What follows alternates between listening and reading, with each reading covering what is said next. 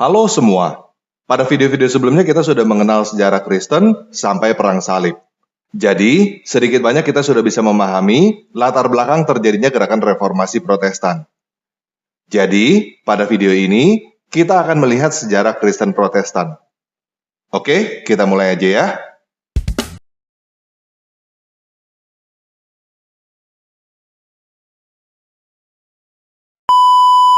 Nah, ada beberapa hal yang perlu kita pahami sebelum kita masuk ke sejarah Kristen Protestan. Pada video sebelumnya, kita sudah membahas tentang perang salib. Jadi, kita tidak akan membahas hal itu lagi di video ini. Namun dari video itu, kita sudah mengenal kata indulgensi. Indulgensi adalah penghapusan hukuman atau siksa dosa sementara karena dosa-dosa yang telah mendapatkan ampunan. Doktrin indulgensi ini hanya ada di dalam Gereja Katolik Roma, tidak ada di dalam Gereja Ortodoks Timur. Selain itu, ada satu doktrin lagi yang berhubungan, cukup terkenal, dan hanya ada di dalam Gereja Katolik Roma, yaitu purgatori. Purgatori adalah suatu keadaan antara atau peralihan setelah kematian jasmani. Di dalam purgatori ini, mereka yang ditentukan ke surga menjalani pemurnian. Dalam hal ini, mereka menjalani hukuman sementara akibat dosa di purgatori sebelum masuk ke surga. Doktrin ini juga hanya ada di Gereja Katolik Roma, tidak ada di Gereja Ortodoks Timur.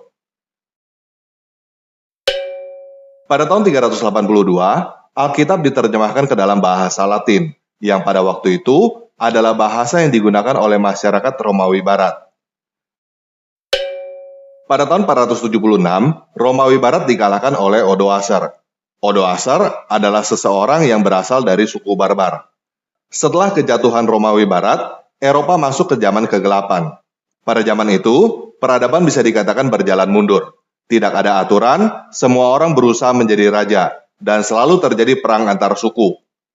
Kemudian, para raja berusaha mendapatkan pengesahan dari Gereja Katolik Roma.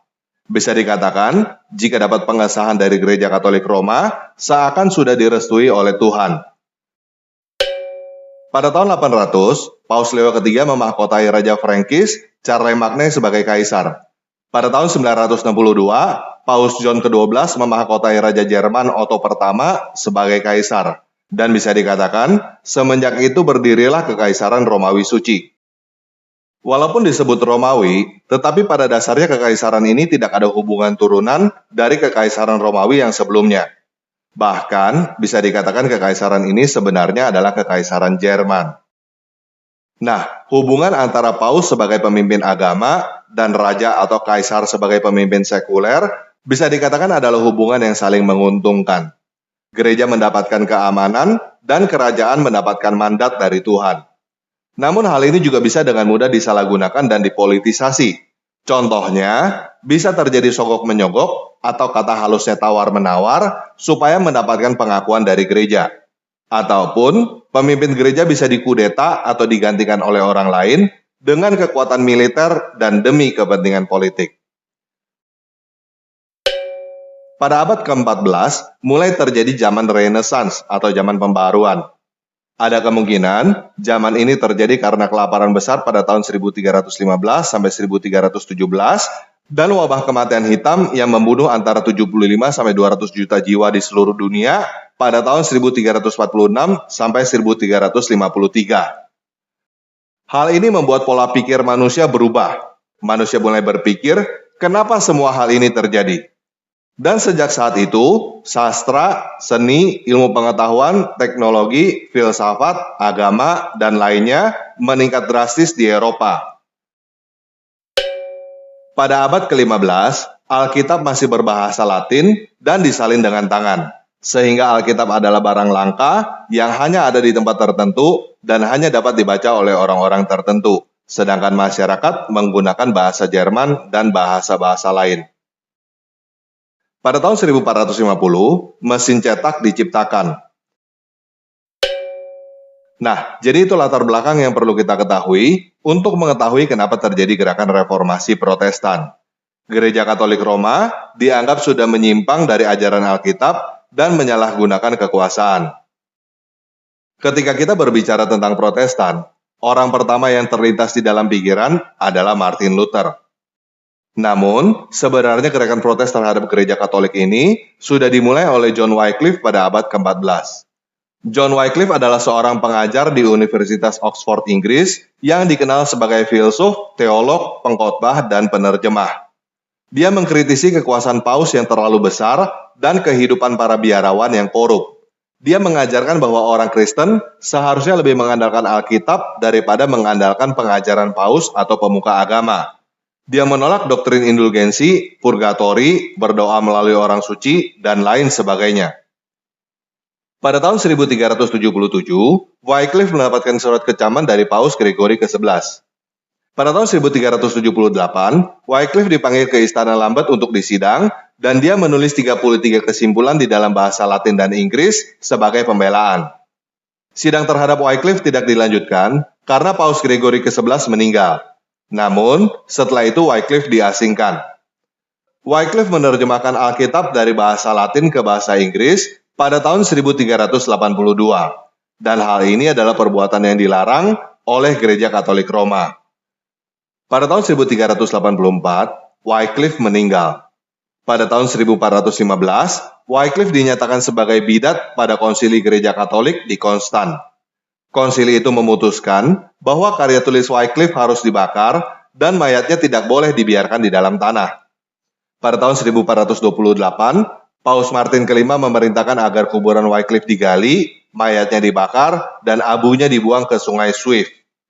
Para pengikut John Wycliffe disebut Lollard, dan mereka dipersekusi sebagai bidat. Setelah John Wycliffe, muncul Jan Hus dari Ceko yang menulis 6 kesalahan di pintu gereja dan menyuruhkan gerakan reformasi. Jan Hus dikutuk oleh Konsili Gereja Katolik di Konstans, dikucilkan pada tahun 1411, dan dibakar di tiang pada tanggal 6 Juli 1415 di kota Konstans, Jerman. Pada tahun 1516, seorang frater bernama Johann Tetzel diutus ke Jerman oleh Gereja Katolik Roma untuk menjual indulgensi demi mengumpulkan uang pembangunan Basilika Santo Petrus di Roma. Pada tahun 1517, Martin Luther menulis 95 tesis yang isinya keberatan atas indulgensi kepada Uskup Albrecht von Brandenburg di dalam bahasa Latin. Ada yang berkata bahwa Martin Luther memaku 95 tesis ini di depan pintu gereja Semua Orang Kudus Wittenberg. Pada tesis ke-86, dia menulis mengapa Paus, yang kekayaannya saat ini lebih besar daripada kekayaan Crassus yang terkaya, membangun Basilika Santo Petrus dengan uang orang-orang percaya yang miskin dan bukan dengan uangnya sendiri. Dia menyatakan dengan tegas bahwa indulgensi itu keliru dan palsu.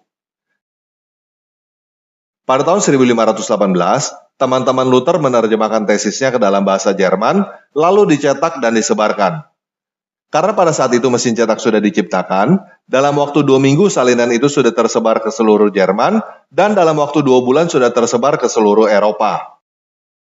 Sejak saat itu Luther menjadi terkenal, banyak yang mendengarkan dia dari seluruh Eropa, dan dia berdebat dengan beberapa perwakilan Gereja Katolik Roma supaya dia mencabut karya tulisnya.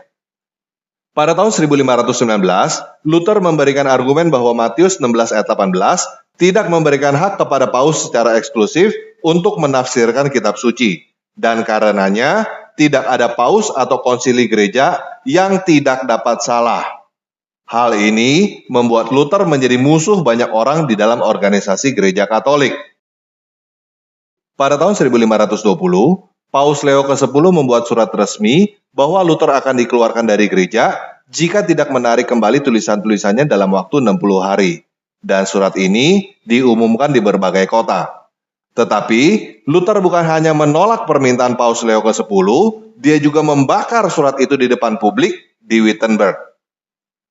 Pada tahun 1521, Martin Luther dikeluarkan dari gereja oleh Paus Leo ke-10. Lalu, dia disidang di Worms oleh Kaisar Charles V. Di situ, dia diperhadapkan dengan buku-buku karya tulisnya, lalu ditanya apakah itu karya dia, dan dia diperintahkan untuk membatalkannya. Keesokan harinya, dia memberi jawaban seperti ini.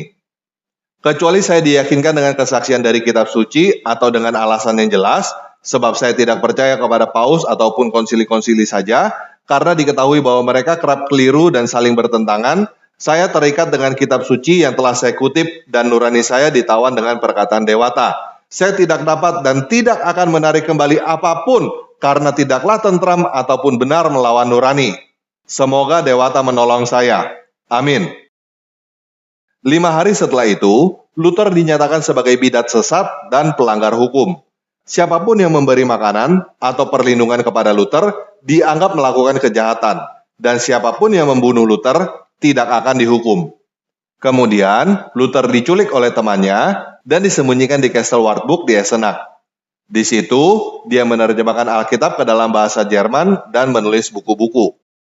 Kemudian, Luther membuat organisasi gereja baru yang sekarang kita kenal sebagai Protestan. Dan Martin Luther meninggal pada tahun 1546.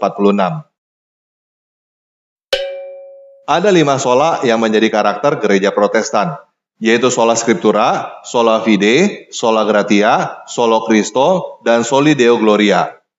Sola artinya hanya atau saja. Sola scriptura artinya hanya Alkitab. Maksudnya, semua doktrin pengajaran harus berdasarkan Alkitab. Sola fide artinya hanya iman.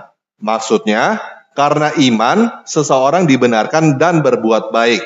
Sedangkan doktrin Katolik pada saat itu, karena iman dan berbuat baik, seseorang dibenarkan. Sola gratia artinya hanya kemurahan. Maksudnya, pengampunan atau keselamatan dari dewa diberikan sebagai pemberian cuma-cuma alias hadiah gratis. Bukan sesuatu yang pantas diberikan kepada orang berdosa, namun diberikan oleh dewa karena kemurahan hati dewa. Solo Christo artinya hanya Kristus. Maksudnya, perantara antara manusia dengan dewa hanya melalui Kristus, tidak melalui Bunda Maria atau orang-orang suci lainnya. Soli Deo Gloria artinya memuliakan dewa. Hal ini untuk menentang penghormatan yang berlebihan, sehingga cenderung terlihat sebagai pemujaan terhadap Bunda Maria, orang-orang suci, atau malaikat. Nah, buat teman-teman yang tidak setuju ketika saya menggunakan kata dewa, coba dengar sekali lagi ya. Soli Deo Gloria, bukan soli Allah Gloria. Kata Deo jauh lebih dekat dengan kata dewa daripada kata Allah. Deo, dewa. Jadi, mulai sekarang, coba biasakan menggunakan kata dewa ya. Nah, apa yang dilakukan oleh Luther berdampak ke banyak hal, di antaranya agama dan politik. Ada 2 kata yang perlu kita pahami, yaitu protes dan reformasi. Gerakan yang dilakukan oleh Luther menjadi model yang ditiru oleh banyak gerakan lain di dunia untuk perubahan, termasuk demo-demo di jalan yang terjadi di Indonesia. Alkitab yang tadinya hanya bisa dibaca oleh segelintir orang karena langka, berbahasa Latin yang sudah tidak populer, dan dilarang dibaca orang awam oleh pemimpin gereja, menjadi bisa dibaca oleh siapapun karena terjemahan Luther dan mesin cetak. Semua orang bisa membaca Alkitab, bisa dikatakan sebagai hal yang baik bagi sebagian orang, namun juga bisa dikatakan tidak baik oleh sebagian orang yang lain. Tergantung kita mau lihat dari sudut pandang yang mana. Tidak baiknya adalah semua orang jadi bisa menafsirkan Alkitab seenaknya sendiri. Pada zaman itu mengakibatkan pemberontakan terhadap gereja Katolik dan perang sipil. Kita juga bisa melihat begitu banyaknya denominasi Kristen yang ada sekarang ini, tidak ada keseragaman, tidak ada kesatuan.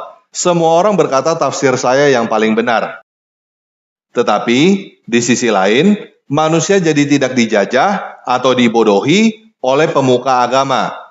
Manusia tidak lagi percaya buta apa kata pemuka agama. Alkitab menjadi bahan penelitian di dalam berbagai bidang secara kritis, di antaranya sejarah, arkeologi, hukum, sains, dan lain sebagainya.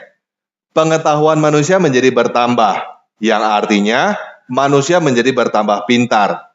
Alkitab terus-menerus dipertanyakan dan diuji. Walaupun ada yang mengambil kesimpulan tidak ada kebenaran sejati, ada yang menjadi anti agama, ada yang menjadi ateis juga, namun populasi Kristen pun meningkat drastis dalam bentuk berbagai denominasi. Dan gereja Katolik pun mengalami reformasi dari dalam yang menjadikannya lebih baik daripada sebelumnya. Gerakan reformasi Protestan ini bisa dikatakan merupakan salah satu titik balik yang membuat Eropa menjadi lebih maju dalam berbagai bidang. Anti-monopoli, kebebasan beragama, dan bahkan kebebasan perbudakan juga adalah dampak dari gerakan reformasi Protestan.